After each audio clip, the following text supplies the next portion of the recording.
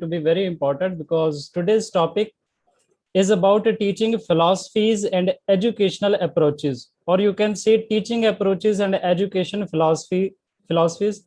The terms are very synonymously used, but they differ in respect to their functions. Okay, because education includes teaching.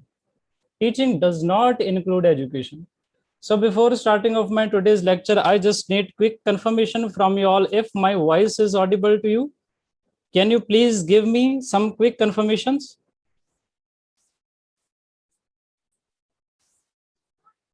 Just 5 or 6 quick confirmation, then I start my today's lecture.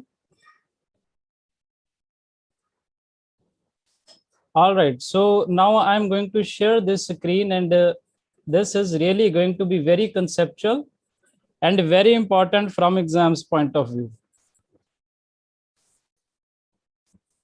So this is our today's first lecture about.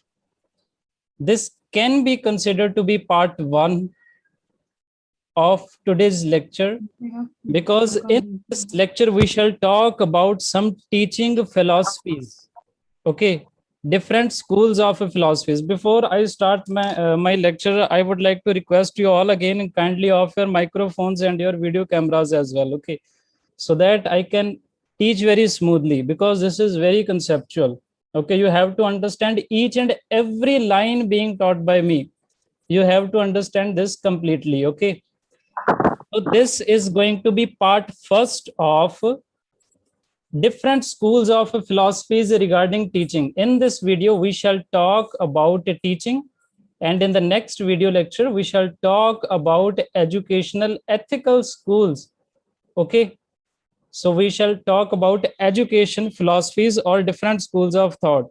We have to go through from different methods of teaching according to different schools of philosophy. When we talk about teaching only teaching is not the teaching is the part of the education. Okay, so there are some philosophies we have to understand for teaching, and after that we shall go to education, and all the philosophies of teaching are also the part of educational philosophies. So there are four major philosophies of teaching, or the methods of teaching according to different schools of thought, or to in a layman language you can simply say that there are four different schools of thought who have taught you how a student learn, how a student learn. There are different four philosophies. Okay, and if you understand only the subject matter, only the concept matter from me, then I am 100% sure that you can read by yourself as well, although I shall teach you each and everything, but reading or understanding shall become very easy for you. So in this slide, I have just written four names and nothing else, because I wish to teach everything up from my side. Okay, so you can also go from the notes provided by us. Although in the next slide, I have written in detail what these philosophies mean to you. Okay, but still, just in order to give you some conceptual understanding and to teach you the basics of all these schools of thought, that's why I have written the names only in the slides. Okay, so the first is idealism theory. Okay, where and how the learning occurs, this is the main question. Okay, where, when, how the learning occurs, how the teaching occurs. So in this philosophies, you can find the answer of these all. How do we learn? How a student learn as per the methodology provided by the different philosophies. Okay. So the very first philosophy is idealism. The very first philosophy is idealism. I think this is Nisarga ma'am's phone. I request you to kindly mute your microphone. This is second time I'm requesting you. Kindly everyone do that. I just wish to have a complete concentration on teaching. Okay.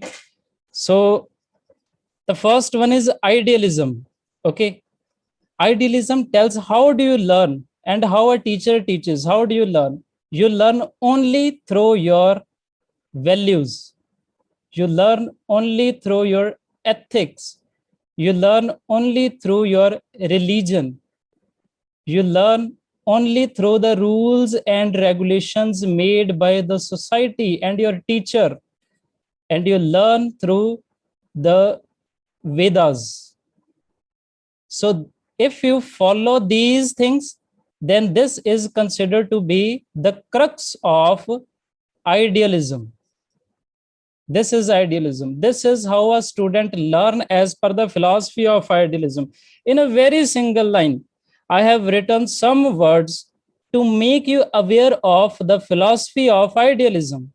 If you follow values of your religion, of your general values, of the ethics given by your parents, then your religion, then rules and regulations, your Vedas, okay, and to teacher, whatever the teacher teaches you, you obey them blindly. Okay, so this is the crux of idealism. Okay, so this is the very first school of thought or school of philosophy. This is how the student learn and the teacher teaches as per this philosophy. So the next one is naturalism. Now we have to again answer the question how a student learn as per the philosophy of naturalism. Okay, you learn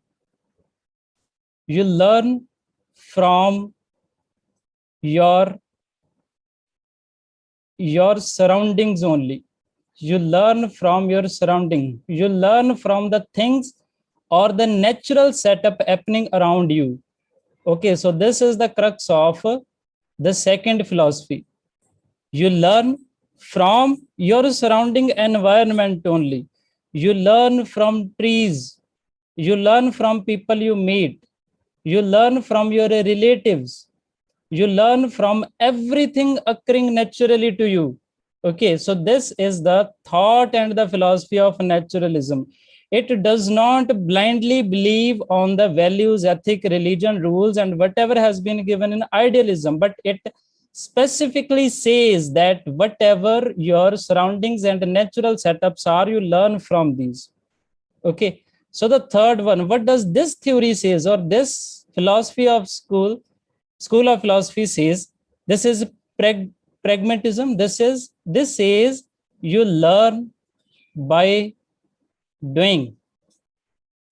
You learn by doing only. Okay, action makes you worthy. Actions make you. A student is working in a garage. Okay, this is the very first day of him joining as a mechanic. He do not know anything, but by the time passes, 15 days, one month, 2 months, 3 months, 4 months, he becomes an expert mechanic.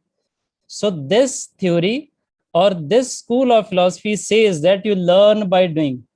Okay, and the last one is you learn by asking the word why. By asking the word why I exist, why something is happening to me.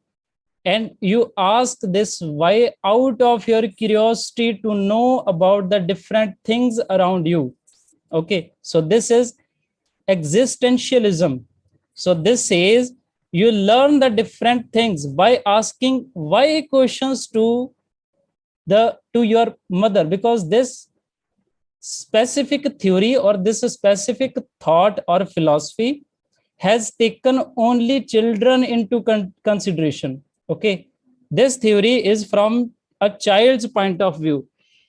You would have observed if you are a mother, because in our group, in our batches, there are working women and the married women as well. They would have experienced that their children would have asked them in number of days, or this question in large number in a single day. Why, mother, why this is happening, why this is so, why I am here, why this is happening. Okay, so they are asking out of their curiosity. That's why they learn. Okay, so these are the crux of all these theories or all these school of philosophies.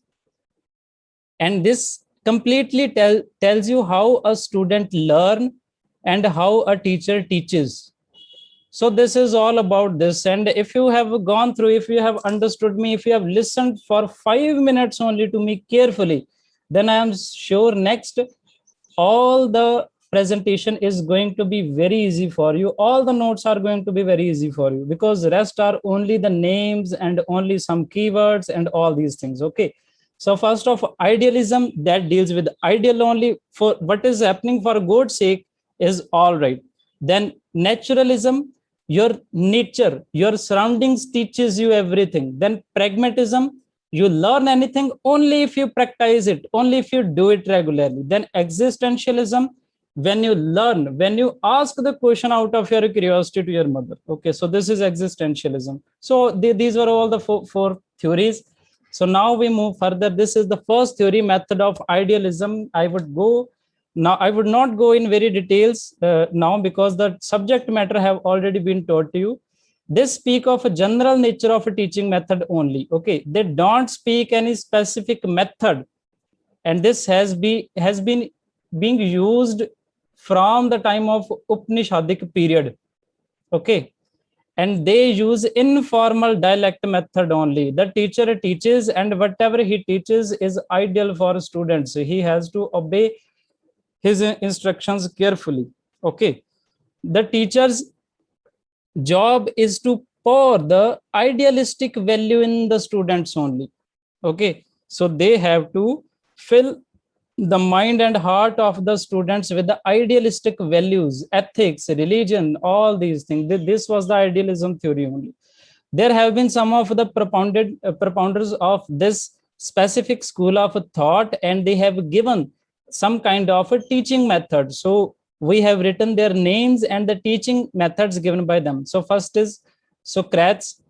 He gave question method. Then Plato, he gave conversational method. Then Aristotle, he gave inductive and deductive method, which also became in the future day inductive and deductive reasoning.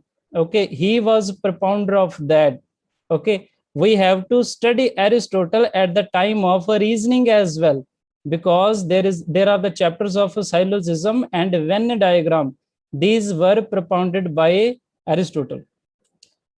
Then Hegel, they provided the logical method. Okay, logical, this is also, this has become the part of logical reasoning nowadays. Okay, then pastology, they have given self activity method. The teacher gives the activity to the students, and he tell them to completely copy him. So this was his theory. Then Herbert, discussion method. Then Froebel, metaphor, has given the concept of a kindergarten. So they were the propounders, or they were the supporters of idealism. Then the second one, naturalism, I have already told you what is happening around you. You learn from these all. Okay, and Roche was the main propounder of this specific school of thought. He believed education lasts throughout life, and education is gained every day throughout your life experiences. He believes learning should be based on actual experiences, and a practical problem must be studied in a natural setting. Your nature teaches you, because if you are doing something on the basis of your surroundings, you can learn a lot of things. Even if you are not aware of something, even if you are very calm, very cool, still you are learning something, because nature is teaching you a lot of things. Okay, so this method says learning is in your spirit. Learning can also take place in the spirit and methods of play. Okay, methods recommended by Roche may be identified with heuristic methods, which combine all your instincts to learn something. And then experimental method, experiment with your nature, with your surroundings. And this was advocated by John Dewey. You have to learn their names as well, because it can be asked in the examination which theory was propounded by whom. Then pragmatic method, I have already taught you. Learning occurs only as a result of activity if you practice this regularly. Okay, it focuses on child and society and activities therein. Okay, children must learn how to discover. Also, the experimental teaching is there for the pragmatic theory or the school of philosophy or school of thought. Then it also develops by doing something, learning by doing something, it also develops a reflective thinking in the person who is a learner. Ultimately it develops reflective thinkings, and they can ask why. Okay, they can ask why in the process of doing something, in the process of practicing something. If they are facing any problem, they can ask the question why. So this is also developed in them time to time. Then this is existential method. I have taught you about this as well. Ask questions. I taught you in the very first slide. A child asks why a question a lot of time to his mother. Okay, so ask a question until an acceptable conclusion is reached, and it emphasis on individual education. So a mother teaches his child. Okay, homeschooling is preferred in this method. Okay, then it says learning occurs as a result of on curiosity to learn. Then there are some other methods now. Okay, the first were the teaching philosophies. These were 4 philosophies, and these are some other methods we have to study right now, because this topic is not ended yet. A lot of things are still to go through. Okay, so we can take all the teaching philosophies from the point of view of a teaching method to a point only. So this is the point B. These are some other methods, and we have to move further. Okay, so if I am making the crux, I have already taught you about 4 different school of philosophies regarding the method or the teaching and learning process. Now the next one are, these are B point. These are methods of teaching recommended by Secondary School Commission. And after our independence, number of commissions were set up for giving their recommendation for the betterment of education system in India. In 1950 to 1953, Secondary School Commission gave some kind of recommendation which are very important. What are these? They told about different methods of teaching. Okay, they told that they must provide opportunities for children to develop a clear thinking and expression. Okay, they told that nowadays the teaching should be individual centered. Individual centered means a teacher should pay attention to all the individual students. He should not pay attention to class as a whole. Okay, he should pay attention to A as well, he should pay attention to B as well, to C as well, to D as well. Doesn't matter how a small class can be, but the study should be individual centered. Then the next, these were also the recommendation. They told that activity and project method of teaching should be there. Okay, so in detail there will be some more methods in like lecture methods or discussion methods or some other types as well, and project method shall come that time, and then we shall study this in detail as well. So this is just a recommendation of a Secondary School Commission that teaching should include activity and project method as well. Then experimental and demonstrative schools must be encouraged. The school who provides students with the natural experiments, okay, so they should be encouraged. Then after that there is a C point. This points tell a specific teaching methods. Okay, these are some also method. These have not been propounded by anyone, but number of times the questions regarding these have been asked as well, because we always design our notes in a way so that nothing is left, but everything is brief and to the point, and conceptual understanding is completely clear. So that's why you cannot leave at least what we give to you. And to extra, there are a lot of things we can go through. The first one is team teaching or cooperative teaching. This is a very recent idea in which what happens, 2 or more teachers make a plan of subjects cooperatively. Okay, and carry it out and evaluate the effects on the students periodically. This is called the team teaching. This is also the method. This is very simple to understand. I don't think I need to give example, but this is my habit. There are teacher A, this is teacher B. They both jointly plan something for their class. Sometime B teaches a concept and sometime A carries it on. So this is called team teaching. Then after that, under C point, the special or specific method, there is inferential problem solving technique method. This is also a method of teaching. Okay. And this includes deductive and inductive reasoning, the most important part of our syllabus. I am 100% sure at least 2 questions are gonna be asked. Doesn't matter are these asked from teaching module or these are asked from reasoning, because from reasoning module all the chapter are based on these 2 words only. These are deductive reasoning and inductive reasoning. Okay, so in combined manner they becomes the part of inferential problem solving technique. Now I tell you what's the meaning of deductive and inductive reasoning. Although we have to study this in detail when the concept of Venn diagram and syllogism comes. You would have experienced some kind of questions in the previous papers like all A are B, then some B's are C. Okay, so these kind of questions, these make the inductive or deductive statements and they becomes the part of the concept of a syllogism, which we have to go through in detail at the time of reasoning aptitude. Now I will give you the example of a deductive and inductive reasoning. Deductive stands for general to specific and inductive stands for specific to general. Let me tell you how. And reasoning simply means thinking. Reasoning simply means thinking. Okay, now take an example. I have taken this slide to be completely blank so that I can teach you easily. There is a class and there are number of students sitting in the classroom. Okay, there is a complete class.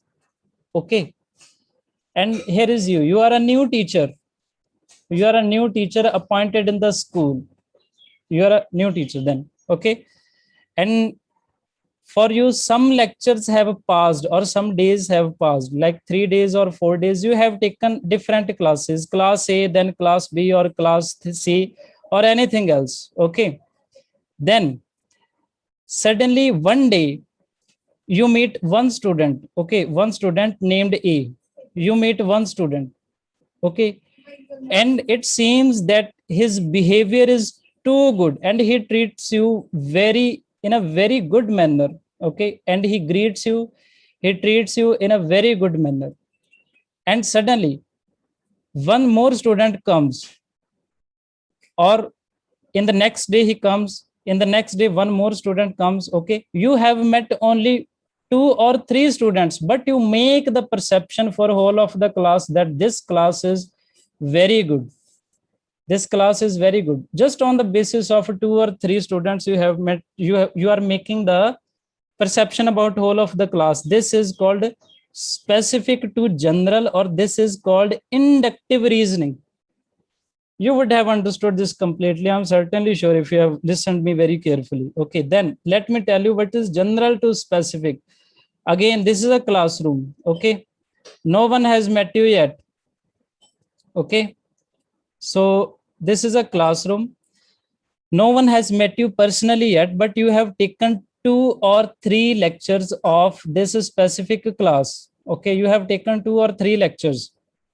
Okay, and their behavior, there are number of mischiefs in the class. They do not behave in a good manner, or they don't treat the teacher well. And after a few days, you are sitting in your staff room, and one student from this class comes, and while he is coming, he has not met you yet, but you have made the perception that he is also a mischief. He is also not of a good manner. Okay, so this is called going from general to specific. You have observed the attitude of number of students or number of a person, and you are making the perception about a single student. This is called deductive reasoning. Deductive reasoning. Okay. You would have understood this completely. I'm 100% sure. Okay. So inductive reasoning means when you go from specific to general. Deductive means when you go from general to specific. I'm again telling you one example. Okay. And this is also going to be very important. This is what, when a teacher gives the concept first, this is deductive reasoning.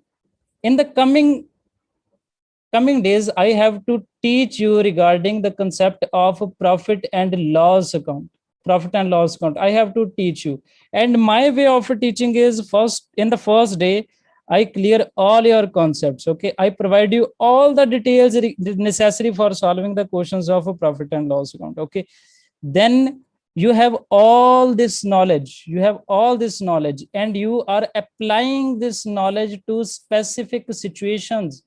Okay, so this is called a deductive reasoning. Okay, going from a broader area to a specific area is known as a deductive reasoning. And on the other hand, inductive reasoning, if I have not taught you anything, if I have given you only only one formula, this is cost plus profit is equal to selling price. Okay, cost plus profit is equal to selling price. If I tells you only that, and I tells you that next day I shall give you some questions and you have to solve these. Okay, you know only one concept and you try to comprehend everything on the basis of this. This is known as going from specific to general, because you know only the narrow concept and you go from narrow to broader concept. So this is called inductive reasoning. At the time when we start the reasoning module or the reasoning subject, then we shall study about uh, deductive and inductive in detail. But I'm sure that you would have understood this completely, because this, in this way only you can understand. Otherwise you go through from number of data material, number of things are provided. Even a single small searches in the Google can brought you a number of definition of deductive and inductive. But even after qualifying the examination or going to the research field, the students are not aware of these two methods. Okay, number of things are yet to come at the time when the subject of reasoning and mathematics starts. For now, I had to give some examples only, because number of students shall be asking me the question after this lecture overs. So that's why I have taught you. So these two method comes under the inferential problem technique, which is the next method of teaching. Okay, then next, micro teaching, that you all know if you have done your Bachelor of Education, or if you know anyone who is doing this study of Bachelor Education. Okay, Bachelor of Education. Okay, this term was coined by Dwight Allen. Okay, in 1963. This simply means training to teachers. Training to teachers, in which the teachers are given a complete setup of a classroom and they are asked to taught, and the performance of the teacher is evaluated. Okay, its features are, this is a teacher training technique. It focuses on teachers skill. Classroom size is reduced to 5 to 10 students only. Topics are very small because they have to enhance the skill of teacher only. Then individualized training skill. Each and every teacher is given some lectures to taught. Then feedback is taken from the students. Okay, then effective device to prepare competent teacher, because this becomes the device. Okay, and each and everyone going from the Bachelor of Education, he has to go through from this device. Then learners are provided with immediate knowledge of the correctness of response. Here the learner are both the teacher and the student as well. Okay, they gets the immediate knowledge of everything. Then its steps are very simple. First of all, skill is defined to the teacher. A teacher gives the demo how to teach. Then the teacher performs it. He demonstrates the skill, then plans the lesson, then teaches the lesson. Okay, in the classroom. These doesn't happen in the classroom. These are just in the training place, then he plans, then he teaches, then the discussion is done in the classroom, then he replan whatever the mistakes he have committed, he have to retake all the things back, then he has to reteach, then he has to rediscuss, and he has to repeat this cycle until the desired level of skill is achieved. This is about micro teaching. Then the last teaching in the method or the technique in the teaching is question answer method. Okay, in the question answer method, what happens? First of all, the questions are asked and the knowledge of the students are detected in the classroom. Knowledge or levels of the students are detected. After that, it is found where do they feel difficulty in understanding, and this is done by teacher. And after that, teacher makes them motivated. Then students are made participant of the next teaching style or the next question answering by the teacher. Okay, then he provides the teacher provides the knowledge of questions or the concept or the subject matters taught in the classroom, then they apply this knowledge.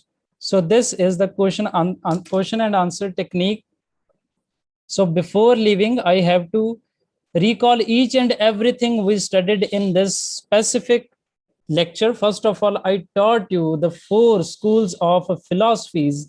Okay, the first was idealism, which told you can learn or a teacher can teach if he has values, ethics, religions, Vedas. If he take all these as his base, then in naturalism, you learn everything from your surroundings, your natural setup.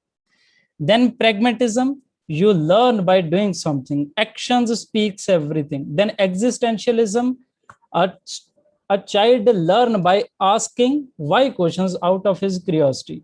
Okay, so these were there. After that, we studied about the method of teaching recommended by Secondary School Commission, 1952-1953. Then we studied about team teaching, in which the 2 or 3 teachers they plan their subject, they plan their complete chapter, and they teaches. Then inferential problem solving technique, in a very detailed manner, I taught you this. This is about deductive and deductive reasoning, in which the thinking is made broader for the students. Okay, it involves these 2 problem solving techniques. And after that, we studied about micro teaching, and the last one was question and answer technique. So I just stop sharing my screen. I think each and everything is already clear to you by now. This topic was very conceptual, and the next lecture is going to be more conceptual than this. The only reason is, in this lecture, we learned about some approaches or the school of philosophies for teaching. Now we have to learn about the school of philosophies for education. Teaching is the part of education. Okay, education is not part of teaching. In a broader sense, I'm telling you that. Okay, so that's why you have to attend this lecture as well. At 7:20, this lecture shall start. This will be the second lecture of today. And if the topic does not get completed, then we can take third lecture as well. Okay, because now some conceptual topics have already come. So I believe that you have gone through each and everything provided by me. Only then you can expect your exam to be qualified. Okay, so thank you so much for listening this video, and we shall meet in the next video that is going to be started at 7:20. Okay, thank you so much. This is Gurpal Singh from Gursar Education.